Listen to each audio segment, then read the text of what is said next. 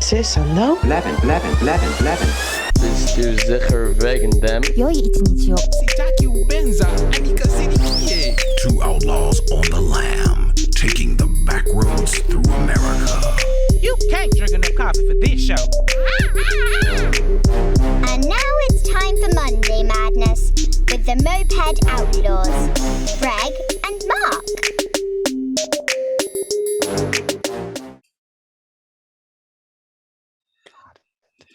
All right, here we are again, Moped Outlaws. It's my favorite part of the week. Happy Valentine's Day. Happy Valentine's Day to you and everybody out there who might be practicing that, or Single Awareness Day. Single Awareness Day. What kind of masturbation is that? It's very sad. Oh, really? Masturbation is sad? You masturbate wrong. No, I meant Singles Awareness crying. Day is sad. God, help SAD. me. Singles Awareness Day is SAD. It's sad. Oh, Single Awareness Day, sad. Right. Well, all the sad people, please jerk off. Please jerk off. Please jerk off. Wow. I think we should do a whole episode on masturbation, but just not today. That would be too sad. But then there's nothing wrong with it, really. I mean, it's just not how I would start Valentine's Day. All right. Well, you have a partner. Yeah. Well, So this is our love episode. What? Oh, wait a second here. What? I might just cut in too early. What were you about to say? this is the day where people celebrate romance and the human connection. Wait a minute here. What were you about to say? That's what I was about to say. Really? Okay.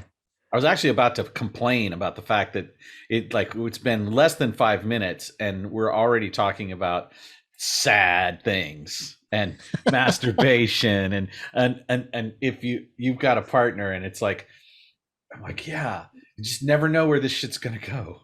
No. And we talked in our production meeting this week, which was 2 days late, about this idea of a no holds barred podcast. Like, if we're really going to do this, we need to go all in and have as much fun or be as serious as we need to in order for it to really be honest, truthful, transparent, authentic, fired up reality. Having my baby. What a lovely way of saying how much you love me. Having my pony. So What for a those of you who lovely aren't way. watching the video, Greg just put up a little tiny baby, plastic baby, and I put up my little plastic toy pony that's pink. Yeah, That because my girlfriend gave me when we first started dating together. Really? She's like, Yeah. Mark, you remind me of a unicorn. Well, I am a unicorn, at least from the waist Isn't- down. Isn't tomorrow Fat Tuesday? It could be. I didn't really notice. Is it? Is Well, because that's what the baby's from, a king cake. And yeah, it I could be. think- Yeah, that would be about right. Lent starting in mid-February. That's about right. yeah, what a crazy February. It's like 80 degrees. Is it 80 already? I don't know. It's getting up there. Yeah. It was 80 yesterday. It was only 75 here, but yeah, it stays pretty cool in my office, which is where I spend a lot of my time. But I did get in the pool yesterday, which isn't heated, by the way. Ooh, So, very good. I'm yeah. impressed. Yeah, I got, Nice. oh, dude, How long did you stay in? less than 2 minutes. Did you go all the way under? Yeah, really super cold. Like, it was so cold, my balls hurt. Blue balls. I don't know. I For didn't look. real. Damn. You Yeah. looked down, there was nothing there, and it all run inside body. Yeah, maybe so. I'm going blind. From But I felt really masturbation, good. 'cause you're Like sad. about 15, 20 minutes after that, when my circulation had, recalibrated, I had this really great feeling that I can only describe as non-toxic or alkaline. It felt really alkaline. Super cool. Nice. Yeah. So Valentine's Day leading into Fat Tuesday is kind of an interesting thing because I wonder if it really is Fat Tuesday, though. I'm going to look that up. you're going to look that up. Well, I'm going to tell these guys a little bit about, the origins of Valentine's Day. Of course, it's every February 14th. And some people believe that it's about this guy, Saint Valentine. One of the things that was true is that the Romans had a festival called Lupercalia, which was from the 13th to the 15th of February. And it was interesting. March 1st. Just for the record, Fat it's March Tuesday 1st. is March 1st. So great. Yeah. We've got a little time between holidays. So anyway, Lupercalia, which was celebrated by the Romans, was a pretty unchristian holiday. It was a festival that was, well, here, I'll just read about it. It was conducted annually from 13th to the 15th, and there was headed up by these priests called Luperci or Luperci. I don't know how they pronounce it. Little perky priests running around with the boys. And the festival name is an unlikely derivation of lupus from Latin for wolf. And it's been very suggested that it's connected with an ancient deity who protected herds from wolves with the legendary she-wolf who nursed Romulus and Remus as a fertility rite. So it's associated with the god Faunus. And each Lupercalia began with a sacrifice of goats and a dog. After which the Luperci, the priest that held it over, were led to an altar, and their foreheads were touched with a bloody knife, and as the blood was wiped off with wool dipped in milk. Now the ritual required that the two young men laugh at that point, and then a big sacrificial feast followed for 2 days, right? And at the beginning of the feast, the Luperci, these priests, cut thongs from the skins of the sacrificed animals and ran around the town, striking the thongs on any woman who came near them. So women would line up to get whipped by these bloody thongs. And it was rumored that a blow from the thong was supposed to render a woman fertile. But then in 400, go ahead. A blow from the dawn. Right. Bringing pregnancy on. The 494 CE, the Christian church under Gelasius I decided that participation in the festival was against Christian faith. And so they tried to co-opt it and turned it into Valentine's Day. Saint Valentine's Day. Yeah. And there's not a lot of documentation. There were at least 3 saints for whom the day may be named, each with the name Valentine, and each bizarrely believed to have been martyred on February 14th.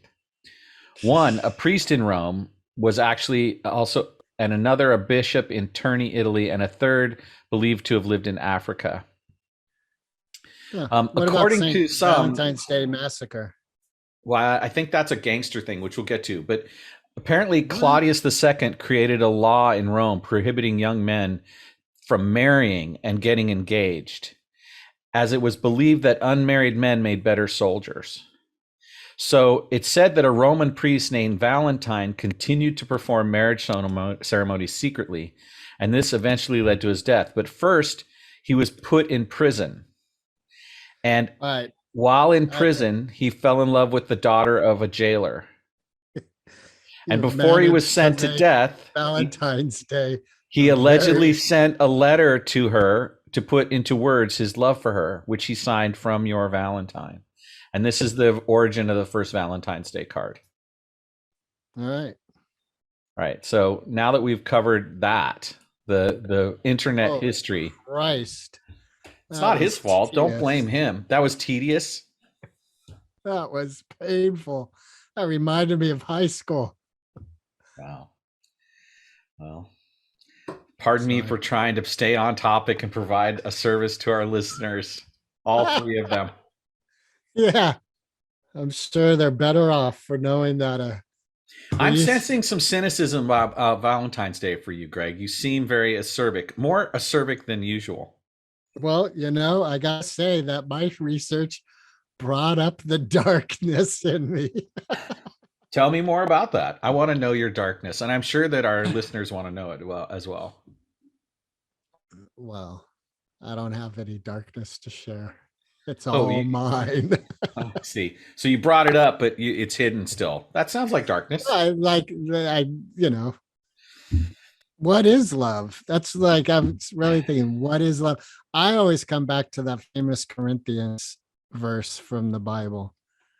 That to me just nails what love is, on point, no argument, case closed, move on. Can you share that? What is that particular Sure. chapter and verse? So it's Corinthians 1, chapter 13. So here we go. Love is patient and kind, not jealous, not boastful, not proud, rude, or selfish, not easily angered, and it keeps no record of wrongs. Love does not gloat over other people's sins, but takes its delight in the truth. Love always bears up, always trusts, always hopes, always endures.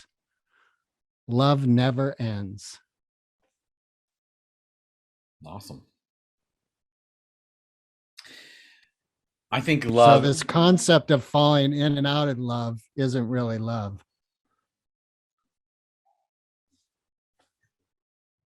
Who are we to say? We are the world. We are the children. Well, so are you saying you haven't experienced the period of pre-love where you didn't experience love, and then being in a relationship where you experienced love and then not experiencing love after the relationship ended? Yeah, I think I've had imagined states of emotional change. But here's an example. Liz, when I was first with Liz, way back in the old days when cars used to have cranks that you started them with, I was ready to break up with her. And I was just like, this isn't working. And I remember at dinner, we're sitting there and I'm thinking like, I'm going to break up with her. And she broke up with me and my heart broke. And all of a sudden I was like, oh, wait, what? Oh, I was totally crushed. So that to me is an individual, me, and a lesson about ego and love. And I do believe that ultimately love is for everyone. It's individualized and it doesn't end. It doesn't start. It's on and on and on. So what you're saying is there was a moment where you weren't in love with Liz and then you were in love with Liz. No, but that I think is that ego relationship of like, oh, this is the relationship that's going to transform me. This is my soulmate. This is my one and only. And I'm a different person with this person. And that I think is from the ego. It's not real love. All right. And then you said this thing, which I keep focusing on, which is that there's no in and out of love. And what resonated for me about that was that, one, I wanted to argue with you about it. That felt fun. And then number two, I noticed from my own experience that there's this period where I don't know a person. I get to know them and I have a love experience with them. And then the form of which the relationship had been up to that point changes into something else. Typically, we would call that breaking up. And for me, I still feel love for them. So in one sense, there's this period where I don't feel love for them. Then once I love them, then that never ends. Like whatever form the relationship's in terms of time together, time apart, etc. I don't not love them anymore. I think ultimately on our journey, we're working towards loving everyone all the time. Well, yeah. I mean, And then there's like several different forms of love, right? There's like family love, there's the brotherly sisterly love, there's romantic love, And perhaps there's more you're love of referring to actions between people, and the love is the same. But no, that's what I'm I'm not saying gonna is have there's sex with love. my It's family. is a catch-all for several different kinds of experiences. There's eros, which is sexual love. There's 4 types that I'm aware of, and they have a quality or feeling nature to them that are different. Like I love you, but not in an erotic way, right? You're Yeah, like my I brother. hope so. Yeah. I fuck my brother. Really? um, Would you like to bring him on to discuss that? This accountability thing's going a little far. nice. Yes. You shared a Course in Miracles thing. I mean, as you're probably far enough along. You're on like lesson 221 or something like that. 229, I think, today. Okay. So you've gotten to the point in the book where it talks about the ego relationship and how that's one of the ego's greatest creations to fool us is this ego relationship. And what the Course in Miracles says is if you want to know if you have a real relationship or not, is if there's something that you are saying is only with this person, not with everyone. Like really, love is everyone. So in essence, yeah, sexual act is really an act of the ego, according to Course in Miracles. I understand it. Because it's an act I I'm don't not going agree to that share that's what with it's everyone. saying. That to All me, right. that's not a true statement, according to me. Okay. So my attributing of what the framework you're creating, there's a piece that I believe in, and it's a recent reading, so it's semi fresh in my addled brain. The idea that um, we're not separate, and love being universal, love essentially being what we really are, means that there's no separation, therefore there's only love, therefore any aspect of love is available to all at all times, or it's ego. It's a concept that the ego has created, Right. right? And so there's the thinking that the mind of God that is gifted to me, and there's the ego which constantly, to try and survive, keeps creating separation in order for it to survive, because that's what its mission is to try and Separate. survive. Yeah. Yeah. So in terms of that, I just love my ego. Ooh, love to love you, baby. Ooh. Who That's knew what there I were was. jokes you could make out of Course in Miracles? Oh, fuck yeah. It is a joke. One big, long, 365-day joke. Well, when I think about it, a lot of Roman history, the way it's portrayed to us, Roman sexual history, is that there was a lot less, boundaries around which potential gendered partner you were with. Like being bisexual seemed like a very casual thing in Rome, is my understanding of it, and that it's only or through Greece. pure. Wasn't that Greece? Yeah, Was maybe it both? is. Yeah, Greece and Rome, Maybe probably. both. Yeah. So this idea, and a lot of what we're seeing in youth is more sexual fluidity, right? So maybe there is something to that. And preferences and aversions tend to come not just from the abstract, but from context. Like we teach each other to hate, we teach each other bigotry, we teach each other not to do things unless they're proved by the collective, right? Hey, but here's another thing. I have heard in academia that if you study the downfall of world powers, one of the things that happened sort of at their peak and as they were beginning to fall apart was sexual promiscuous freedom and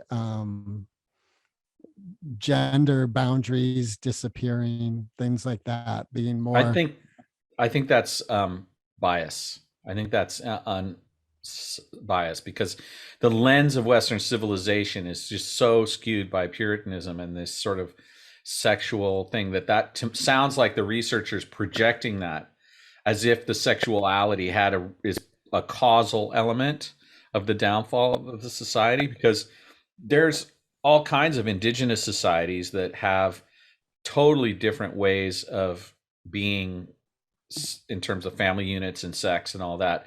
And there's no downfall of their society as a result of those things. I think it really comes down to the way that we contextualize right and wrong and the way we place shame on people accordingly. And so, and you brought up a good point about projection. Like all studies of the past are projections, which, and of course, is like illusions. Not mine. Mine's ejaculation, not projection. I think A Course in Miracles calls it expansion. Oh, right, because as we actually just are able to drop the ego and dissipate the influences of the idea of separation, then the miracle can be part of how we show up in the world, and then therefore we stretch the word miracle beyond the limitations. Yeah, the Course in Miracles, a miracle is a healing device. So once an individual once we're healed, there is no longer need for a miracle. Well, I see it differently, because that's individualized, that's the ego. That's the ego. So if we're all, sons of God, or, people of God, healing is occurring. And so my ability to feel the separation drop away isn't complete until everyone's sense of the separation drops away. Yeah. So it's non-linear. Like if I reach a level of, let's call, the level of enlightenment, stage 1, doofus level enlightenment, which I kind of feel like I am today, then I'm getting there, but I still have a long way to go myself. And until I've managed to help everyone else get there, it's not the miracle yet. I love it. How long have you been studying? 25 years. And where are you at now? I'm at doofus level enlightenment. What comes after doofus? Well, there's a reason the fool archetype is one of the wise archetypes. Yeah. Because it's what we think we know that often gets in our way. Absolutely. Yeah. And, love, in a sense, is a willingness to look foolish. Well, here's the thing. Like it says, love always trusts, always hopes, always endures. Now, here's what I thought was interesting, because I looked at a lot of translations. All of them pretty much, all of them, not easily angered. So it doesn't say you never get angry, just not easily angered. But you don't hold it against an individual. So just again, thinking of couples, sexual relationships, intimate relationships, and how arguments are, my own experience of my marriage, arguments and anger just kept eroding and eroding and eroding the relationship until there wasn't a relationship. And I think that these, if I could speak for myself, ideas I had about what should be in a relationship, I was holding on to. And if they weren't met, I was upset about it. And it was a mistake. So the word I in that sentence that's the ego I, right? Because your higher self of love would have been absolutely right, more willing to realize that, okay, love is patience, love is not getting angry or getting fearful of lack or Right. any of that. Right. Exactly. Always hopeful. So, um, being in a marriage and losing hope is part of the ego, like you're saying. And I could say that I do love Liz. And so what's interesting is if I hang anything on that, like, well, what's that mean? What's that look like? I start moving away from it. I really just have to let that statement be real, be out there, and not hang anything on it. And if someone said, well, define that, I'd go back to this Corinthians 1, and say, that's what it is. Yeah, what the picture that comes to my mind are the pictures of the the Hispanic cultures with those milagro hearts, right?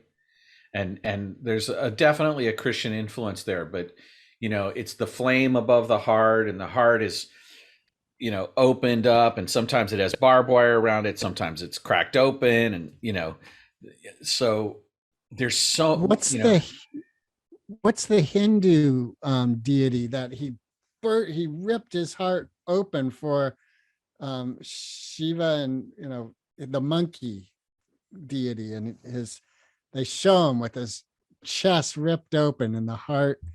Well, What I'm there's talking Shakti about? and Shiva, but I don't know the monkey story. Oh, dang it, it's a good one. Um, So this is great because I'm learning something, and I'm really excited about learning something new. And somehow the idea that a monkey's heart is how we all Hanuman. Hanuman. Yeah. So Read it for us, brother. oh, hold on here. Let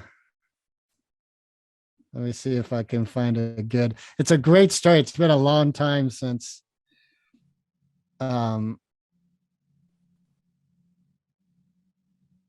let's see here. Blah blah blah. Oh my god, there's so much going on here. Um Hanuman combines two of the most cherished traits in the Hindu Bhakti Shakti worship traditions: heroic, strong, assertive excellence, and loving, emotional devotion to personal God. So let's see if we can find a quick blah, blah, blah. So birth, blah, blah, blah. And forget it. There, it's huge. Hanuman. Yeah, it's so Hanuman. huge. Greg didn't really want to read it to us because it was just overwhelming for his poor little heart. Yeah, it was for my small little wee brain. Going back just a little bit, there was a spark there for you, which was that somehow this Hindu deity represents something of an awakening for the masculine and the feminine qualities in human nature, right? No, there's a sacrifice in there. Like I'm gonna fucking butcher this story, but as I recall it, like he rips open his heart, his chest for them, and it's like something came of it that helped them out. And yeah, so anyone who's really so the Romans are killing lambs and dogs, and the Hindus are ripping monkey chests open. This whole love thing has a whole violent undercurrent to it. That reminds yes. Well, now we can move to the St. Valentine's Day Massacre. What a segue. That was perfect. So St. Valentine's Day Massacre. Do you know anything of that? My recollection is pretty weak. It basically, as I understand it, and hopefully you will correct whatever trope I'm incorrect at, which is there was a horrific gang war amongst the New York gangster families, and that someone, or maybe no, it was Chicago, and someone went in and just really took it to them and murdered a bunch of the gangsters that they were in opposition to, and that was the Great Valentine's Day Massacre. The St. Valentine's Day Massacre was the murder of 7 members and associates of the Chicago's North Side Gang that occurred on St. Valentine's Day, 1929. The men were Right. gathered at a Lincoln Park garage on the morning of February 14th, 1929. And Drinking, smoking cigars, and hanging out with their gangster malls before they had to go home with flowers and candy for their wives. yeah, so there were only And they never seven made of it them. home. They were murdered instead. The victims included 5 members of George Bugs Moran's North Side gang. All right. Peter Gusenberg, Frank Gusenberg, Albert who cares? A bunch of Bergs. Yeah. So Looks like Al Valentine's Capone Day was is, involved with it somewhere. of course, with men involved, is full of passion and violence and the eruption of intensity, right? Like the Romans are slaughtering lambs and dogs and then taking their skins and whipping ladies with them, and they're getting drunk and running around naked, right? And poor old Valentine, the saint, gets thrown in the jail, and his last thing he does before he dies is he writes this sweet note because he really wants the woman to know how he really feels about her, even though he's going to his death. And then, fast forward, go backwards in time, and the Hindus, there's this monkey who sacrifices his whole chest cavity in order to teach Shiva and Shakti what the dynamics of masculine and feminine energies are. And then jump forward in time. I feel like Ted, like Bill and Ted right now, like jumping around. But anyway, so then there's this thing of the Valentine's Day Massacre, and now like we bring it to present day, and that whole story about the card has been turned into this multi-billion-dollar industry of flowers, candy, and cards, Candles, candles, lube.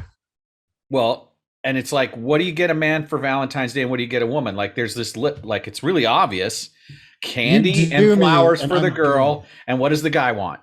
Sex. Right. SEX. You do me and we're good. Right. I'm happy. And it's like, can you Cost you possibly everything. imagine more pressure on women? Like there's a day of the year where they're supposed to want to have sex with their partners, and what they get. There's more than one. Well, this is the one we're focused on right now. Okay. Blow me, baby. Right.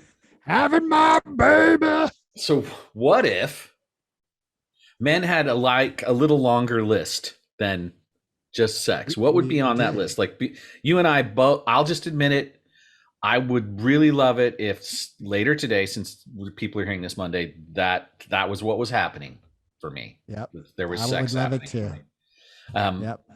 And I'd love it if sex and was then happening for you too. when I break beyond that expectation and that paradigm, that box in my thinking of the only way to experience love and intimacy is through my genitals, what else do I really want? I want to feel. I can answer that for myself. Yeah, I'd like to hear your answer. Nothing. After me. Wait, let's go back to that First Corinthians. What does it say? No, go ahead. Go No, ahead. go ahead. Expand your No, list. no, Go no. ahead. You said it, and I now give it up. All right. Nothing. End of story. I'm not going to settle for second best. So somehow you see anything other than sexual gratification as second best, as an expression of love on Valentine's Day. Yep. Okay, I hear that. I want to honor your integrity and your transparency about that. And I'm going to say mine now, and I really want to make it clear that I'm not shaming yours. Right? Okay. I don't feel shamed at all. Some of us Fuck me. who don't get laid, what else is there? Like what's the next level of the risk of what the miracle of Valentine's Day could be? Right. To me, it's a feeling of connection, of mutual interest and curiosity. Sounds like sex.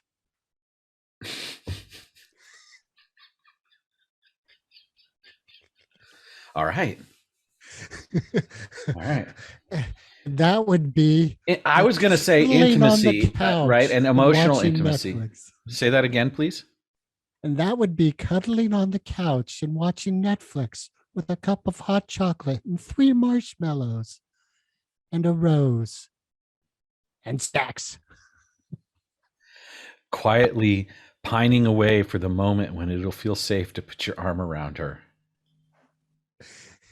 Get to say now I feel like I'm in the Meatloaf song, Paradise by the Dashboard Light with it. And he's rounded first. He's got second base. He's on second base. See, and this is the thing about the modern male view of this activity is that if we only had a little bit broader imagination, what amazing things might we experience beyond the scope of this view? Like the lens of this is so narrow, and yet when it's all over, when the sex is over, there's this feeling of connection that's part of why men want it, right? It's like, of course, falling asleep is a big part of that, right? And so what we want to do is fall asleep in the arms of someone who cares about us. Why? So they don't murder us while we're asleep. Cut off our pee-pee. No, it's more than that. Like, that's the unspoken part of this, is that men actually really want to be affirmed. They want to feel loved. They want to feel safe, firm, and acknowledged with a vagina. Yeah. Okay. I can see that we're just going to keep going around and around on this. Personally, my flavor of engulfment is more than one dimensional. Okay. You might even call it holy. Holes are involved. That is true. See, I set you up for that one. Mm-hmm. So I just want everyone to know that I do actually hold these lofty romantic levels of desire for myself. Like, it's not like I'm not trying to embody some mystical new age bullshit. Like, this is really, I have found that the part of what matters to me is how she looks me in the eye and the emotion that I feel when that's happening. And she's looking up at you. That's fun. But, and also that sensation of, belonging, connection, and I think one of the things that makes it so cherishable for me is that I know how impermanent it can be. Like, I lived through the promise of a 21-year marriage falling apart, and the idea that I thought that was going to be forever. And then when that happened and it broke up, it destroyed my sense of that being real. Mm-hmm. And so now in intimate relating, I just realized what an incredibly precious thing it is. Like how long a rose lives. Like a rose buds, it blooms, and then it dies. And everything in life has this cycle to it.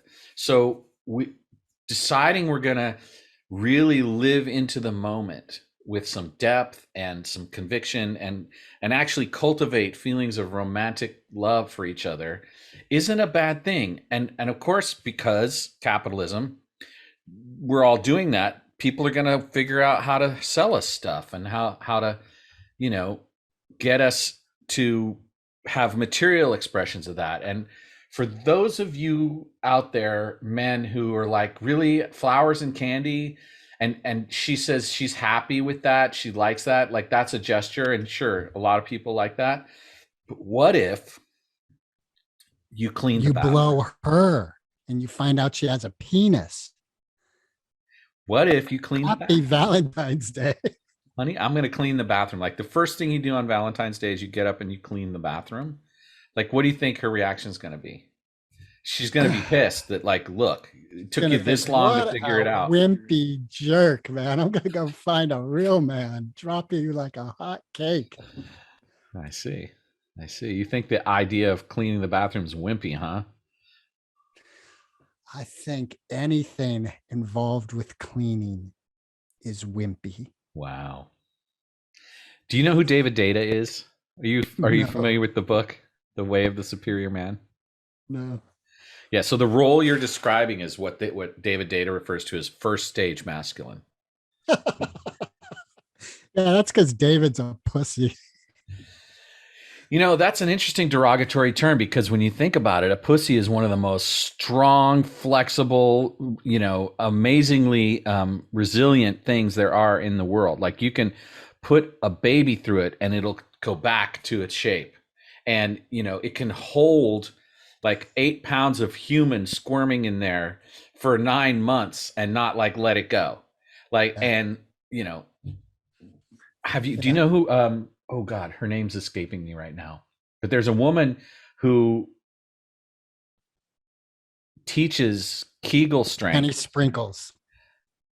Well, Annie Sprinkles used to show her cervix as part of her performance. Yeah, that's something I don't need to see. Well, you never did. But this is a good time for a story. My dad and my uncle used to work for a very famous group of men who ran theaters, sex theaters, back before video was available in the home. A couple of guys called the Mitchell brothers. Oh, really? Yeah, they managed a couple theaters. One managed the film theater, and another managed the performance space, or whatever they would call it, right? And right. I was prepubescent at that time, so I wasn't quite aware of what they were doing. But I did hear stories of the strength of a woman's abdominal capacity could be used to blow candles out. Mm-hmm.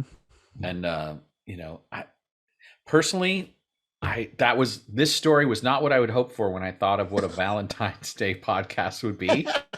But here we are, trying to like bring it to he's trying to get out. What was that level of what was it? Dang it. Consciousness that you said earlier on this podcast.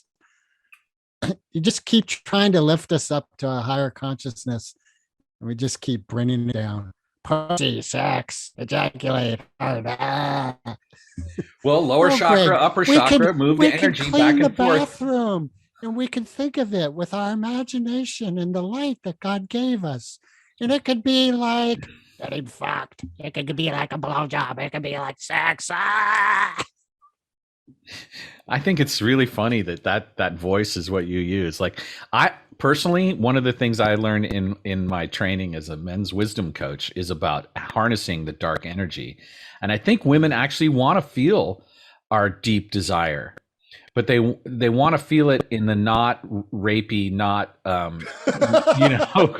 right, marauder, like we're gonna kill you kind of way. It's like. And so I think there's an aspect of Valentine's Day which is calling to men to level up the refinement of that without neutering it. Like, that's the thing, is a lot of the criticism that you've been offering is that, like, sitting on the couch, watching Netflix, cleaning the bathroom, as if it has no potency to it.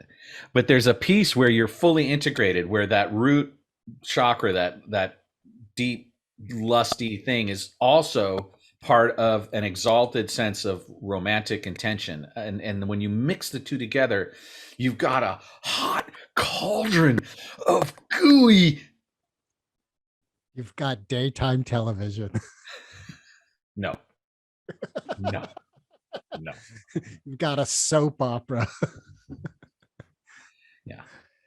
Candace is really the twin of Sandy, and David, the doctor, Dr. David Shamel, has really been married to the wrong woman all this time. Do you think do you remember back in school when you gave Valentine's cards out and you could give a Valentine's card to every girl in class and it was expected? Yeah, every guy too.